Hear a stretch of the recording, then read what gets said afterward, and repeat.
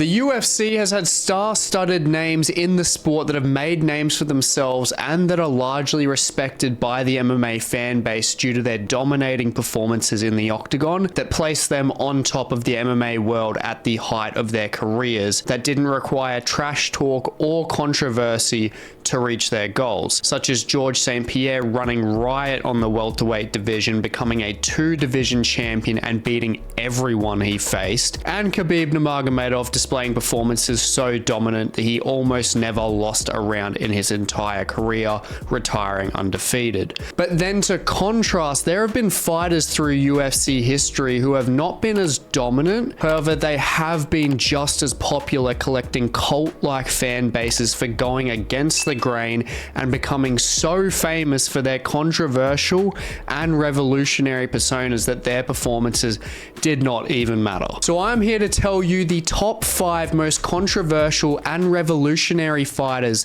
that have had the biggest cult followings that have ever graced the world of MMA. Now this list strictly does not include merit-based fighters who were kings of the sport such as Conor McGregor and Jon Jones, but fighters who were able to maintain their status based off controversy and ultimately being the black sheep of the MMA community. So without further ado, let's get into it.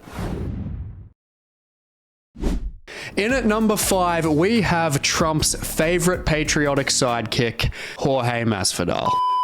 Nope, definitely not. Definitely not. Especially not compared to arguably the most articulate man on the microphone for all the wrong reasons, Colby Covington. Colby is a fighter that has been around the top 10 for a long time and for good reason. He is one of the most dominant wrestlers at 170 pounds, which was an issue in the UFC in 2017 because he could beat almost every opponent he was matched up against, but his style was seen as horrifically boring to watch, going full wet blanket mode on his opponents for either 15 or 25 minutes. And Colby went and fought the stun gun Dong Hyun Kim in 2017, and that was the last straw. Sean Shelby said to the team that he had one fight left on his contract. He's taking out all the UFC guys that they are trying to promote, and the crowd hated him, so Colby was the guy that they needed to get out of there immediately. Colby then completely rebuilt his career and reshaped his life in a completely different direction after almost getting word that he was going to get cut from the UFC that day.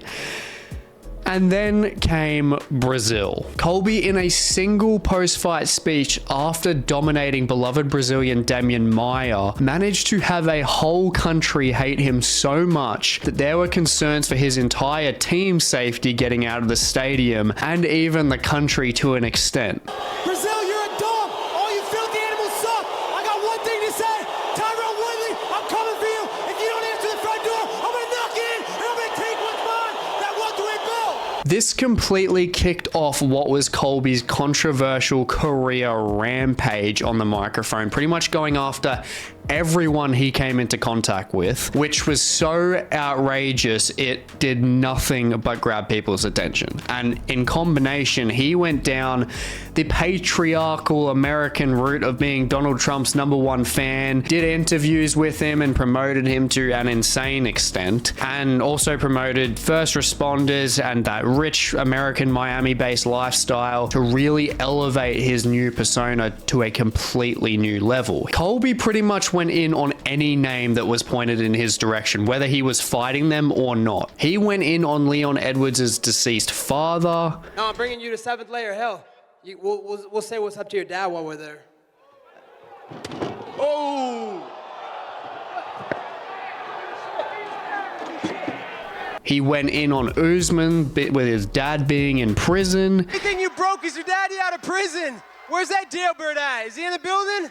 We need the scam artist here, just like his son. He completely tore apart his relationship with American Top Team and had his beef with former best friend and former close teammate Jorge Masvidal so badly that Masvidal felt like getting an assault charge in Miami for the amount of damage Colby caused him and the team was justice. These situations and altercations are just the tip of the iceberg. He has pretty much chosen violence with absolutely everyone that is breathing around him. There were some that can be brushed over, but others that have fans questioning why he hasn't had the Masvidal treatment more often, in that one of the worst being that he went in on Matt Hughes for almost getting killed in his train crash accident in 2016 after Colby beat Robbie Lawler. Hey, let's talk about the lesson we learned tonight.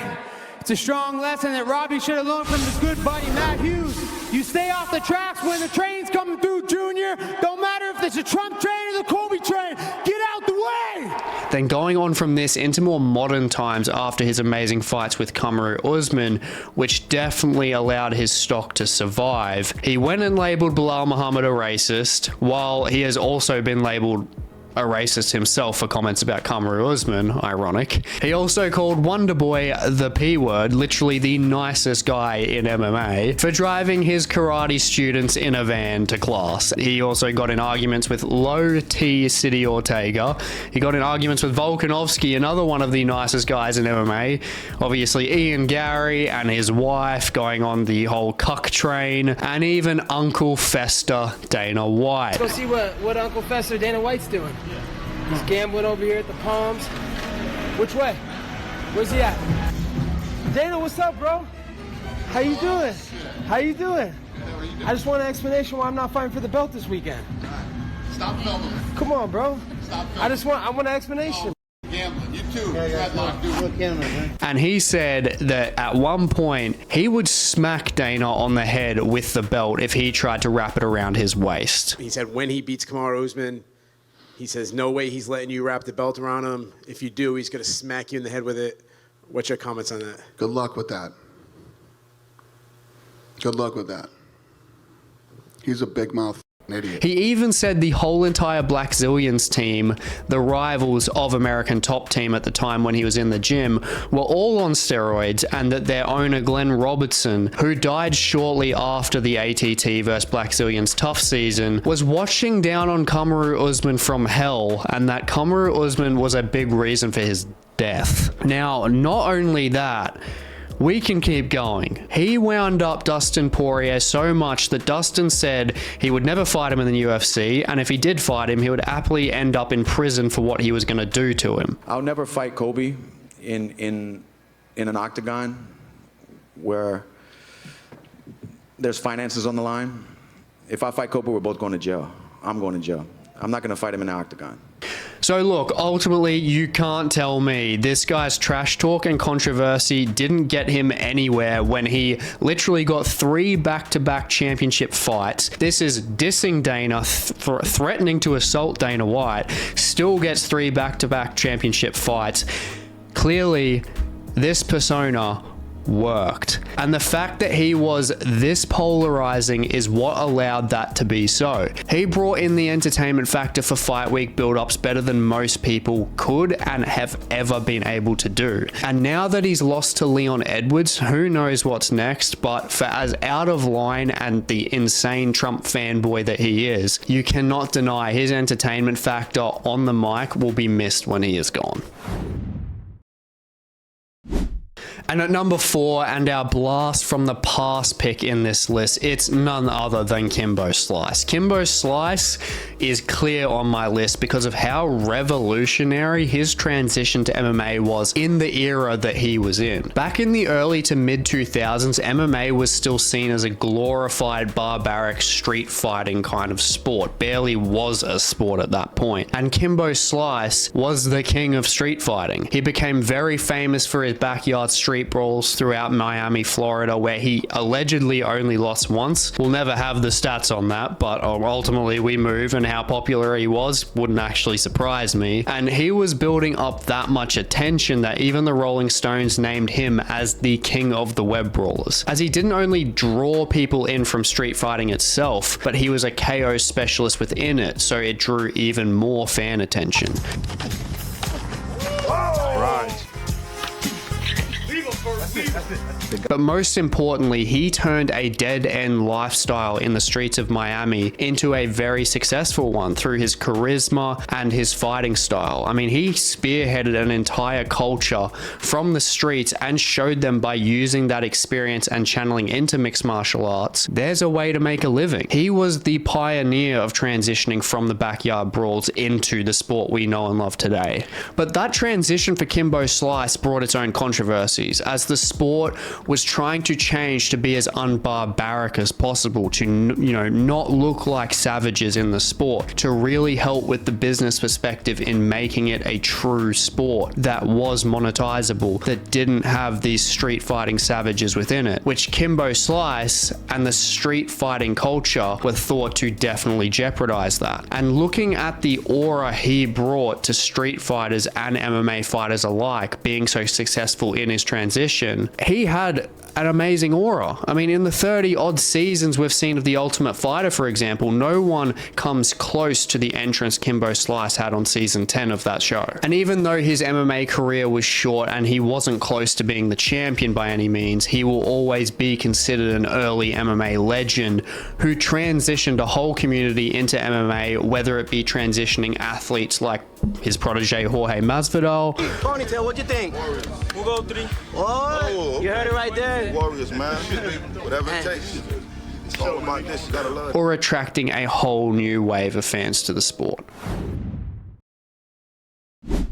Now, moving into the middle of the road and onto the most controversial modern fighter on the current UFC roster by being by far the worst PR nightmare that the organization has, it is none other than Sean Strickland. Absolutely no filter exists on this man, but I will say his performances at this time of this video are a prime example of having a boring style doesn't mean anything if your persona and aura are attracting fans anyway. I mean, his Philly shell style is much more defensively driven, which does make his famous "man dance, I'm willing to die for you guys, we're going to fucking war" quote a bit over exaggerated. But regardless, his winning performances are just exacerbating the PR problems for the UFC, as Strickland isn't going to be leaving the spotlight anytime soon with those performances. I mean, after beating arguably the middleweight GOAT in Israel Adesanya, controversially losing to Dricus du Plessis, and absolutely dog-walking Paulo Costa in his last fight. But as we all know, Strickland is so controversial on the microphone through his media stints as well as his actual actions, which has been on full display over the last few years. Listing even half of them will probably get this video taken down, let's be honest here. So to name a few things he has literally only said and done in the last few years itself,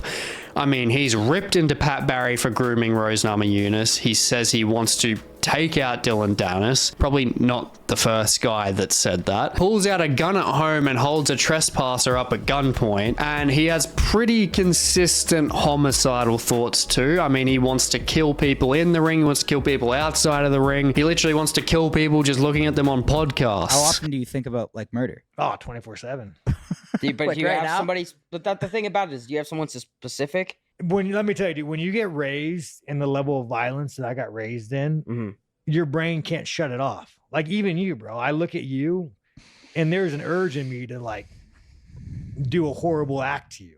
I'm not gonna do it because I Just can't me help. specifically, or you feel some Just type of you, way? bro. I look at you, and I like again. You're a nice guy, bro. And this is my own. I just want to let you know I don't have that same urge towards you, bro. Like I'd love to get a beer with you or something like that. I have No, desire to- I I can't have no turn desire it, to bro. hurt I you. can't turn off. Like What I can I have do an to urge, change like a that? small urge, like we talk about. I could just fucking like the corner of that desk. I keep looking at it. And I could just fucking picture just slamming a temple on it. And in addition to the verbal vomit, the physical acts. I mean, he's a maniac in sparring, pummeling YouTubers, Navy SEALs, and shutting this guy's lights out with a head kick in sparring for a light session. And he has more sexist quotes towards women, gays, and transgender people than he probably has wins in the UFC. So yeah, we probably can't can't skip that either. And as outrageous as he is, Strickland's views on the world and his political positions have definitely been imprinted by his crazy family history. His father was a drunk, an absolute menace. I mean, constantly abused his mother, his partner, abused him, abused Strickland, and he hid under the bed in preparation to kill his dad at one point if he went to hurt his mother. He was in and out of custody as well, and actually managed to somehow show a humane side of himself, getting very emotional on Theo Von's podcast about his childhood trauma and his relationship with his father.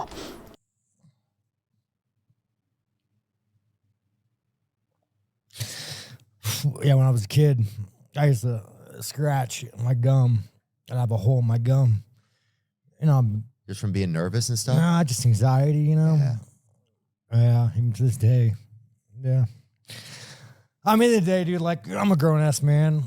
I don't give a fuck. I mean, you could post this. I don't care. Oh, dude, I don't have any. No, it's all good, dude. I mean, it is what it is, dude. Like, it is what it is. Like, people understand. Like, when I talk about, like, oh, I'd kill a man, it's like, you don't understand, dude. Like, when you go through that level of trauma, like, you just view the world differently, you know? So it's like, I have a hole in my gum because I'd have so much anxiety as a kid, and I would just scratch my gum until, like, I mean, just blood, you know?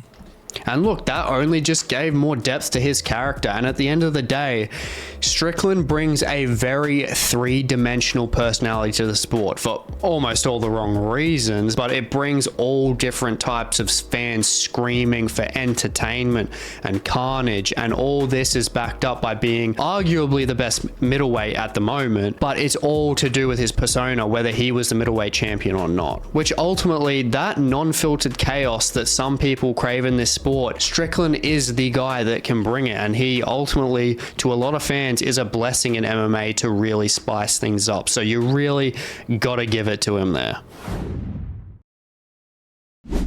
And at number 2, look, thinking that Colby Covington is the king of the microphone, then that makes Chael Sonnen the Jesus Christ of the microphone. Chael Sonnen has too many one-liner moments to count without making this a 3-hour-long video at least. I mean, he is a prime example of being able to have a mediocre MMA career statistically, but then having the personality alone to get you not only into the MMA fans' favorite fighter list and getting his name in people's mouths, but it's also single-handedly landed him into the UFC Hall of Fame. Because aside from that first Anderson Silva fight, that Hall of Fame position is all from the controversial entertainment factors that he brought to the game. He's always had memorable one-liners that have stuck with fans to this day. When doubt seeps in, you got 2 roads. You can take either road. You can go to the left or you can go to the right. And believe me, you know, they'll tell you failure is not an option.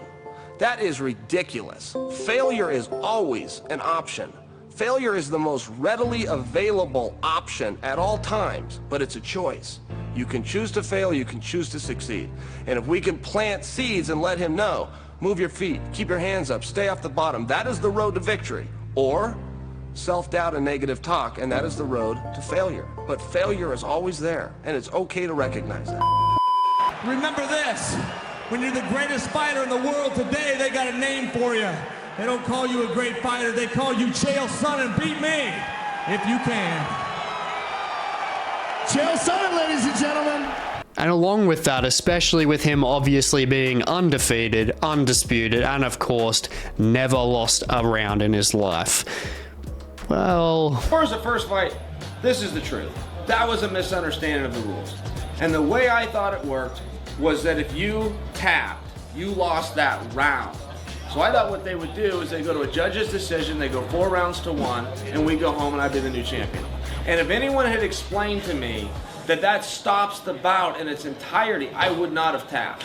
So really it's been more about just educating yourself on the rules this time around. It was a complete misunderstanding. And speaking of the Anderson Silva fight, it was without a doubt the biggest rivalry between 2010 and 2015 between MMA fighters, and the biggest in middleweight history by far at the time, with a relentless amount of shit talking about Anderson Silva. I'm not fighting you in Brazil, I'm not fighting you in Chicago, I'm not fighting you in Florida. I'm fighting you in the octagon. And when you get in there and I get in there, I'm gonna stomp you this time the same as I did last time. You can complain about your rib. I'm sure your rib did hurt. Your rib is inside of a coward. That's the problem your ribs got. Got the same problem your hand and feet have.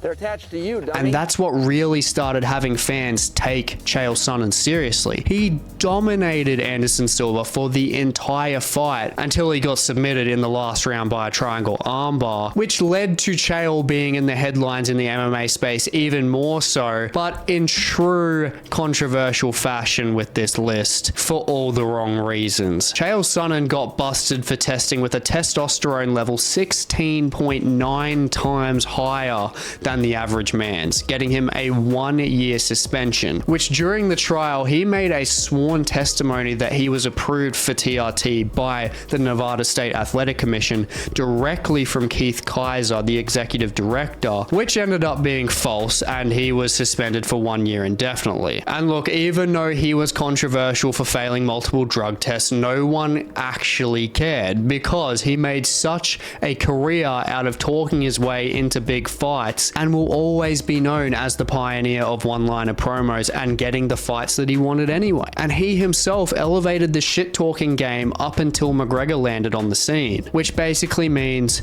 Chael Sonnen walked so McGregor could run. Now for number one, we need someone who combines controversy within the sport and the organization, also being a PR nightmare through not listening to anyone but himself, and having the most anti-hero aura in the UFC, which makes it borderline impossible for this guy to lose fans whether he has bad performances or not.